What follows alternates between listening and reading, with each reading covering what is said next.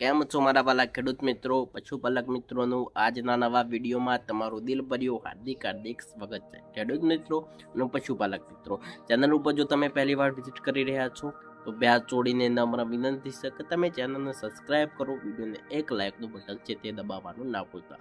તો મિત્રો, આજના વિડીયોની અંદર વાત કરવાના છે ઘણા જે પશુપાલકોના આવા પ્રશ્નો છે તે ઓલરેડી છે તે આપણને જોવા મળતા હોય છે કે તેમની ગાય અથવા ભેંસ અથવા મિત્રો તેમની પાસે વાછરડીઓ છે અથવા મિત્રો જોટા છે, જો તે જોટા અથવા વાછરડીઓને મિત્રો ગરમીની અંદર લાવવા માંગતા હોય તો આ વિડીયો મિત્રો તમારા માટે યુઝફુલ થવાનો છે। જો આ વિડીયો તમે મિત્રો સ્ટાર્ટિંગથી લઈ એન્ડ સુધી તમે પૂરો જોશો તમે 100% મિત્રો માહિતી પણ મેળવી શકો છો। સાથે સાથે મિત્રો, જો તમારું પશુ મિત્રો ગરમીની અંદર, વેતરની અંદર, હીટની અંદર ના આવતું હોય તો તમારા માટે આ વિડીયો યુઝફુલ થવાનો છે। બસ સૌ પ્રથમની અંદર વાત કરીએ તો ઘણા જે પશુપાલકોના ઘરે મિત્રો ભેંસનું મિત્રો 1 વર્ષ પહેલાંનું વિવાણ છે, ત્યાર પછી મિત્રો ફરીથી તેને ગરમીમાં લાવવા માગે છે, અથવા મિત્રો તમારા પશુ વિવાણ થયેલું છે ને 4, 6, 7, 8 મહિના પછી પણ તમે તમારા પશુને મિત્રો ગરમીની અંદર લાવવા માગો છો, પણ આપણું પશુ મિત્રો ગરમીની અંદર જ નથી આવતું, એટલે કે મિત્રો વેતર એટલે મિત્રો હીટમાં પણ નથી આવતું। ઘણા જે પશુપાલકોના ઘરે જ જોટા છે, એટલે કે મિત્રો ભેંસના જોટા છે, 3 વર્ષના થઈ ગયેલા છે, હવે મિત્રો ગર્ભ ધારણ કરે તેવા જોટા પણ થઈ ગયેલા છે, છતાં પણ મિત્રો તેમને ઘણા મોંઘા ફોર્મ્યુલા આપ્યા, મોંઘા પશુઆહાર આપ્યા, છતાં પણ મિત્રો તેમના ઘરે જે ગરમીની અંદર, હીટની અંદર જોટા આવે પણ તે જોટા ગરમીની અંદર નથી આવતા। કે આવા ઘણા જે પશુપાલકોના ઓલરેડી આપણને પ્રશ્નો છે તે જોવા મળે છે। હવે સૌ પ્રથમની અંદર વાત કરીએ તો મિત્રો આપણા પશુ છે તે મિત્રો હીટની અંદર કેમ નથી આવતા, ગરમીની અંદર કેમ નથી આવતા અને વેતરની અંદર કેમ નથી આવતા, તેના પાછળ મેન કારણો કયા રહેલા છે એ આ બધું આપણે જાણવું હવે જરૂરી છે। હવે સૌ પ્રથમની અંદર વાત કરીએ તો આપણા પશુનું મિત્રો 3-4 મહિને, 6 મહિને જો તમારા પશુનું મિત્રો તમે ડિવર્મિંગ કરાયેલું હશે તો આપણું પશુ મિત્રો આસાનીથી મિત્રો વેતરની અંદર પણ આવી શકે છે, ગરમીની અંદર પણ આવી શકે છે। સાથે સાથે મિત્રો આપણું પશુનું દૂધ પણ ના વધતું હોય તો જો તમારા પશુનું મિત્રો તમે 3-4 મહિને જો તમારા પશુનું તમે ડિવર્મિંગ કરાયેલું હશે તો આપણું પશુ મિત્રો આસાનીથી મિત્રો વેતરની અંદર પણ આવી જતું હશે, એટલે કે મિત્રો પશુના પેટની અંદર જે કૃમિ હશે તે બધું તમે ખત્મ કરાયેલું હશે તો તમારું પશુ આસાનીથી તો ગરમીની અંદર પણ છે તે આવી જતું હોય। તો ઘણા બધા કારણો રહેલા છે।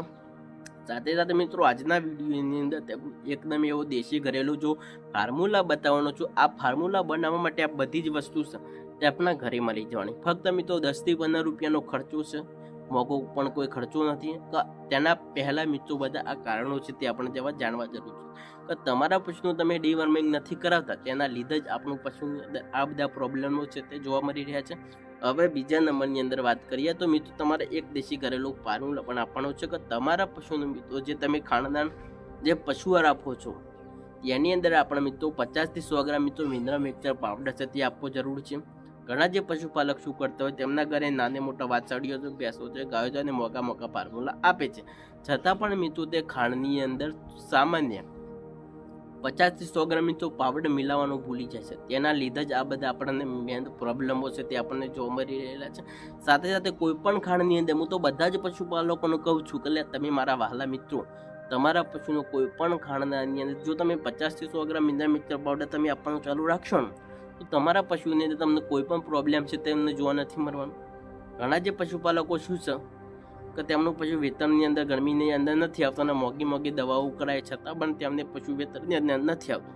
તો આજના વિડીયોની અંદર તમને એવો દેશી ઘરેલું ફોર્મ્યુલા પણ બતાવવાનો છું। જો આ ફોર્મ્યુલા તમારા પશુને તમે આપ્યો તો તમારું પશુ આસાનીથી અંદર વેતરની અંદર પણ છે તે આવી શકતું હોય છે। હવે બીજા નંબરની અંદર તમારે શું છે કે આપણા પશુની અંદર વિટામિન ઈની જો ઉણપ હશે, જો આપણા પશુની અંદર વિટામિન ઈની પણ જો કમી હશે તો આપણું પશુ મિત્રો વેતરની અંદર, ગરમી અંદર પણ છે તે નથી આવતું। તો આજના વિડીયોની અંદર તમારે શું કરવાનું છે કે સૌ પ્રથમની અંદર છે તો મિત્રો 200 થી 50 ગ્રામ મિત્રો તમારા ગોળ અથવા ચણા છે તેને અંકુરિત કરી દેવાના।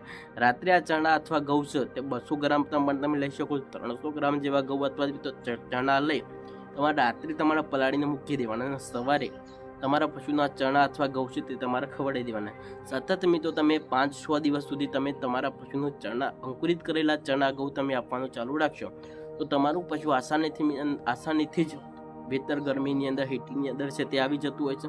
સાથે સાથે મિત્રો આપણા પશુના જે ગર્ભાશયની અંદર કોઈ પણ ખામીઓ હશે બધી ખામીઓ છે તે પણ દૂર થઈ જવાની છે.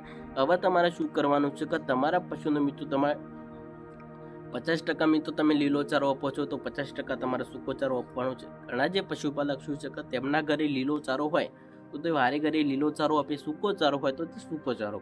તમારે શું કરવાનું, 50% તમે લીલો ચારો આપો તો 50% તમારે સૂકો ચારો આપો. આવી રીતે તમારા પશુનું જો તમે ખાનદાન પશુઆહાર તમે સારી રીતે જો આપશો તો તમારા પશુની અંદર કોઈ પણ ખામીઓ છે બધી દૂર થઈ જવાની છે. ઘણા જે પશુપાલકો આ બધી ભૂલોના કારણે આજ સુધી જ તેમના પશુની અંદર વેતર ગરમીની અંદર દૂધની અંદર છે તે વધારો નથી કરી રહ્યા.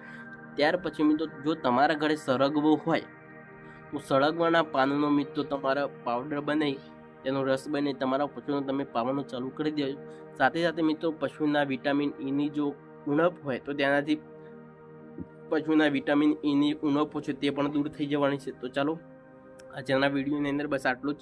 ફરી મળીશું આપણે નવા વિડીયોમાં નવા એક સરસ ટોપિક સાથે. એના પહેલાં જો તમારા પશુને મિત્રો ગરમીની અંદર વેતરની અંદર તમે લાવવા માગો છો તો અંકુરિત કરેલા ઘઉં તમારે આપવાનું ચાલુ રાખવાનું છે. ત્યાર પછી મિત્રો તમારે 250 ગ્રામ જેવો ગોળ, ત્યાર પછી મિત્રો 250 ગ્રામ જેવો તમે અજમો પણ તમે પશુને તમે આપવાનું ચાલુ રાખશો તો તેનાથી જ આપણું પછી વેતર ગરમીની અંદર હીટમાં પણ છે તે આસાનીથી તે આવતું હોય છે. તો ચાલો આજના વિડીયોની અંદર બસ આટલું જ. ફરી મળીશું નવા વિડીયોમાં નવા એક સરસ ટોપિક સાથે. રજા આપશો. વંદે માતરમ.